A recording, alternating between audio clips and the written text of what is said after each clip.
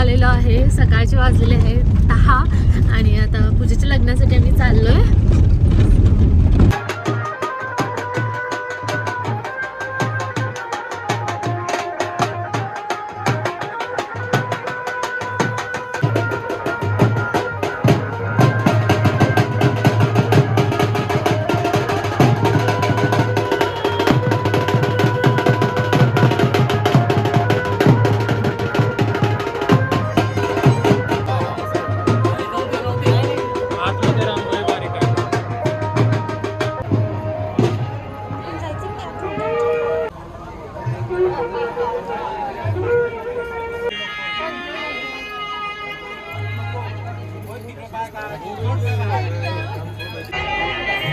दुल्हन हमारी प्यारी.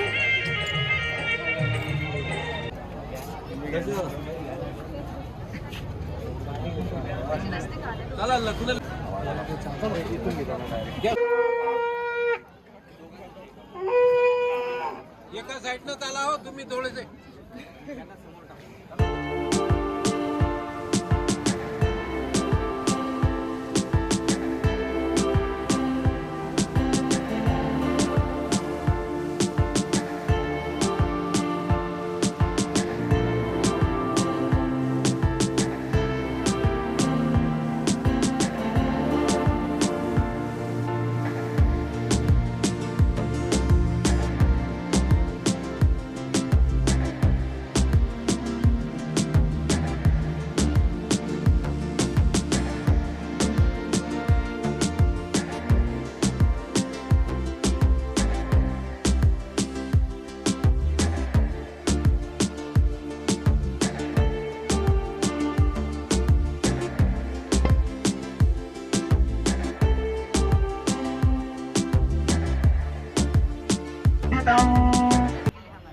बल्लाळो मुरुडं विनायकमहं चिंतामणी स्थेवरं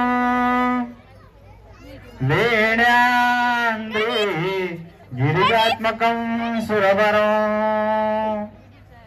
विघ्नेहरं ओझरं ग्रामो जनसंस्थितो गणपती कुर्या सदा मंगलम उद्वर्यो शुभम भवतु सावधान. हो, लग्न झालेलं आहे आणि आम्ही लगेच आलेलो आहे पाणीपुरी खायला. तर बघा आमची गँग.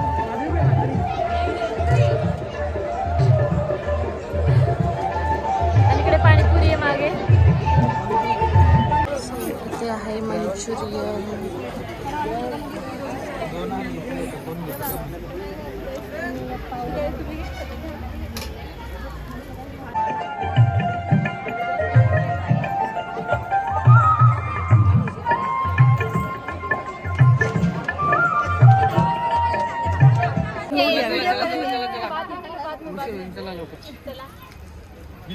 Bye bye bye bye bye.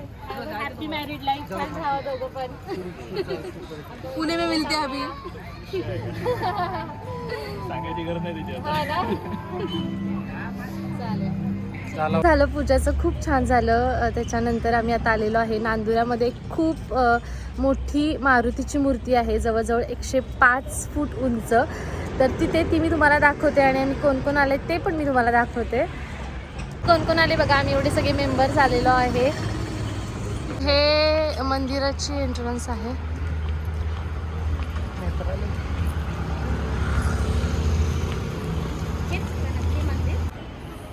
हे आहे सर्व मंदिर.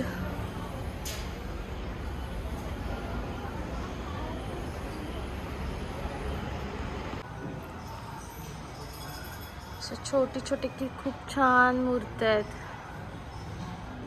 छान कृष्णाचा पाळणा आहे. खूप छान. ही बघा, ही सगळी हनुमानाची खूप उंच मूर्ती आहे. तुम्हाला दिसत असेल. हे बॅक साइडून आहे. इथे खूप छान शिव पार्वतीची मूर्ती आहे.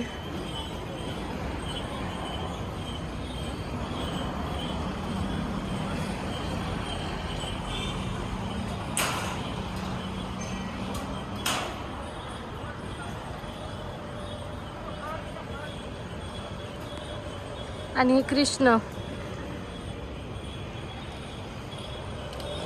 सरस्वती आणि हा बघा हनुमान खूप उंच आहे. हा आहे स्वप्नील आणि हा आपल्याला सांगणार आहे की ही हनुमानाची मूर्ती एवढी उंच का आहे. तर 1999 मध्ये चोपडे सरांनी मूर्ती बांधण्याचं त्यांनी ठरवलं होतं. तर प्रत्येकाच्या घरी जाऊन त्यांनी बालाजीचे फोटोज देऊन प्रत्येकाजवळून आपली वर्गणी जमा केली आणि जसे लागेल तसे 10 रुपये 5 रुपये त्या काळामध्ये त्यांनी हे करून आणि ट्रस्टचे पैशाच्या माध्यमातून नांदुरा येथे मूर्ती बांधण्याचा त्यांनी उपक्रम राबवला आणि तो यशस्वीरित्या पार पडला. आणि हे एक प्रेक्षणीय स्थळ आहे आणि हे सर्वात उंच हनुमानाची मूर्ती म्हणून पण मानलं जातं. 105 फूट उंच त्यांची म्हणजे हाईट जी आहे ती 105 फूट उंचीची हाईट आहे. थँक्यू. असं होतं हनुमानाची मूर्ती आणि मंदिर खूप सुंदर आहे. तुम्ही नांदुराला आलात तर जरूर भेट द्या. आम्ही आता चाललेलो आहे शेगावला अँड परत ट्रेन पकडलेली आहे. 4:15ची ट्रेन होती आणि ऑलमोस्ट 4:05 आम्ही घरून निघालेलो होतो सगळं रेडी होऊन. पण फायनली आम्हाला ट्रेन सापडली. तर आता अर्धा तासाचा प्रवास आहे शेगावपर्यंत. तर शेगावमध्ये गेल्यावर मी दाखवते की कसं आहे शेगावमध्ये गजानन महाराजांचं मंदिर. शेगावची कचोरी फेमस आहे शेगाव कचोरीसाठी आणि शेगाव कशी आहे प्लेस. पोचलेलो आहे शेगाव स्टेशनवरती. तिथे बॅगा उचलता उचलता आमचा सगळ्यांचा जीव गेलाय. शेगावचं स्टेशन आहे. हो, शेगावमध्ये आल्या आम्ही पहिल्यांदा खाणार आहे कचोरी आणि तुम्हाला मागं दिसत असेल हे शर्मा म्हणून आहे. मी बॅक कॅमेऱ्यानं दाखवते तुम्हाला. तर आम्ही तिथे कचोरी खाणार आहे. हे आहे shop TR Sharma Shegaon kachori centre. तिथे आम्ही कचोरी खाणार आहे. आणि हे बघा बॅग्स घेऊन आमची गँग. हे शेगावची famous kachori and chutney. So ह्या शेगाव कचोरीची एक स्पेशालिटी आहे की हे ISO सर्टिफाईड आहे आणि हे 1950 पासून आहे. फर्स्ट शॉप असं बघितलं मी की जे ISO सर्टिफाईड आहे आणि खूप वर्षापासूनची परंपरा आहे. फ्रोझन कचोरी पण मिळते. तर मी तुम्हाला इथून जाताना दाखवेल की ती फ्रोझन कचोरी कशी असते ते. शेगावमध्ये आल्यानंतर मला एक नवीन गोष्ट माहिती पडली. ती म्हणजे तुम्हाला इथून कुठल्याही पॉईंटमधून कुठल्याही पॉईंटपासून मंदिरामध्ये जायचं असेल तर बस सेवा पूर्णपणे फ्री आहे आणि ती खूप चांगली गोष्ट आहे ॲक्च्युली. आता आम्ही आलेलो आहे आनंद विहारला. एक आनंद विहार म्हणून प्लेस आहे शेगावमध्ये. तर मी तुम्हाला दाखवते. खूप छान पीसफुल प्लेस आहे. एंट्रन्स अँड इथून असं सगळं आहे. सो आनंद विहारमध्ये अशा सगळ्या रूम्स आहेत बघा. सगळी राहण्याची सोय आहे आणि इथं बघा खूप मोठी अशी विठ्ठलाची मूर्ती आहे. फ्रंट साईडून मी दाखवते. ती सुंदर अशी छान विठ्ठलाची मूर्ती आहे. खूप सुंदर. हो, आनंद विहारमध्ये फक्त फॅमिलीसाठीच रूम अलाउड आहे आणि आम्ही फ्रेंड्स आहोत. तर मग मला आणि प्रभाकरलाच फक्त रूम मिळत होती. सो मग आम्ही इथे राहणार नाही आहे बिकॉज नंतर देवी आणि बाकीच्या 2 फ्रेंड्सचा प्रश्न होता.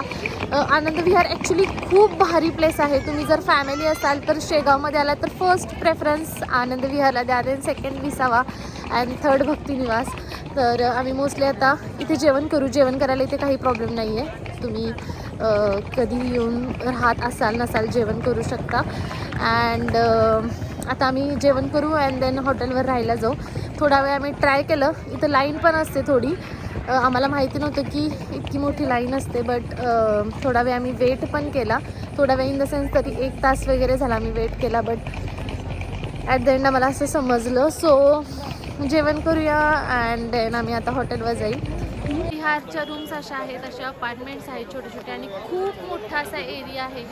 तुम्ही बघू शकता किती मोठा एरिया आहे. आम्ही ऑलरेडी पण खूप चालत आलो आहे आणि इकडे बघा अँड इथे भोजनालय आहे. ही त्याच्यासाठीची रांग आहे आणि इकडे सगळी जेवणाची सोय आहे. इथल्या भोजनालयामध्ये 60 रुपयाला थाळी मिळते. तर आता बघू ती थाळी कशी आहे. पूर्ण डायनिंग एरिया आहे. जेवण सर्व करण्याची मेथड खूप सिस्टमॅटिक आहे इथे सगळं. जेवण आमचं